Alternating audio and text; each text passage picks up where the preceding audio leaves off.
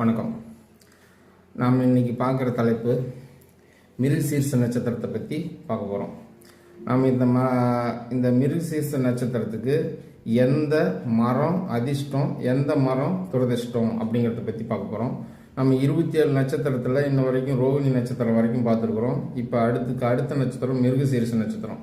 இந்த மிருகசீர்ஷ நட்சத்திரத்தில் பிறந்த ஜாதகர்கள் தங்கள் வீட்டுக்கின் அருகிலோ அல்லது தனது தோட்டத்திலோ இவர்களுக்கு அதிர்ஷ்டம் தரக்கூடிய மரம் இருந்தது அப்படின்னா நல்லது. ஆனால் அதிர்ஷ்டம் தர மரம்னு ஒன்று இருக்குல்ல, அதுக்கு வேதை மரம்னு, இந்த நட்சத்திரத்துக்கு வேதை மரம் அப்படிங்கிறது ஒன்று இருக்குது. அந்த வேதை மரம் ஒன்று இருந்தது அப்படின்னா அவர்களுடைய வாழ்வில் சிறப்புகள் நடைபெற தடை ஏற்படும் அப்படிங்கிறத தெரிஞ்சுக்கிறோம். அதனால் இப்போ அதிர்ஷ்டமான மரங்கள் அப்படின்னு பார்க்கும்போது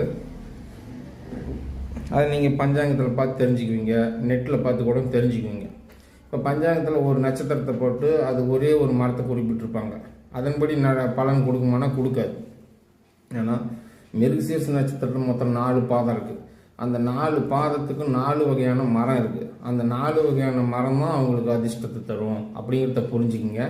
அதேமாதிரி அந்த 4 பாதத்துக்கும் 4 வேதை மரம் இருக்குது. அப்போ உங்கள் காட்டில், உங்கள் தோட்டத்துலேயோ உங்கள் வீட்டருகிலோ அதிர்ஷ்டம் தர மரம் இருக்கா இல்லையாங்கிறத விட உங்களுக்கு துரதிர்ஷ்டத்தை தரக்கூடிய வேதை மரம் இருக்குதான்னு ஒன்று செக் பண்ணிக்கங்க. அதுக்கு தான் இந்த பதிவு பண்ணிகிட்டு இருக்கிறோம்.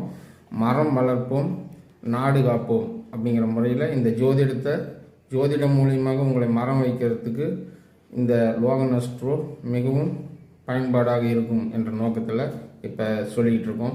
மிருகசீர்ஷ நட்சத்திரம் முதல் பாதத்தில் பிறந்தவர்களுக்கு கருங்காலி மரம், அதாவது இது அதிர்ஷ்டம் தரக்கூடிய மரங்களில் மிருகசீர்ஷ நட்சத்திரம் முதல் பாதத்தில் பிறந்திருந்தீங்கன்னா உங்களுக்கு கருங்காலி மரம், 2வது பாதத்தில் பிறந்தவர்களுக்கு ஆச்சா மரம், 3ஆம் பாதத்தில் பிறந்தவர்களுக்கு வேப்ப மரம்னு சொல்லுவோம் அது, 4ஆம் பாதத்தில் பிறந்தவர்களுக்கு நீர்க்கடம்பு.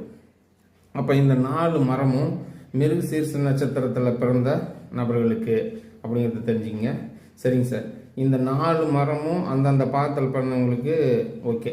இவங்களுக்கு வேதை மரம் அப்படின்னு ஒன்று இருக்குல்ல, இப்போ எல்லா நட்சத்திரத்துக்குமே ஒரு 4 மரம் தான் 4 மரம் அதிர்ஷ்ட மரமும் 4 மரம் வேதை மரமும் வரும். ஆனால் அந்த மிருகசீர்ஷ நட்சத்திரத்துக்காரங்களுக்கு மட்டும் இது உடைந்த நட்சத்திரம். அதனால் இவங்களுக்கு மட்டும் 2 வேதை வருது. அதாவது சித்திரை அவிட்டம் தன்னுடைய நட்சத்திரமே இந்த மிருகசீர்ஷ நட்சத்திரத்துக்கு வேதையாக வருது.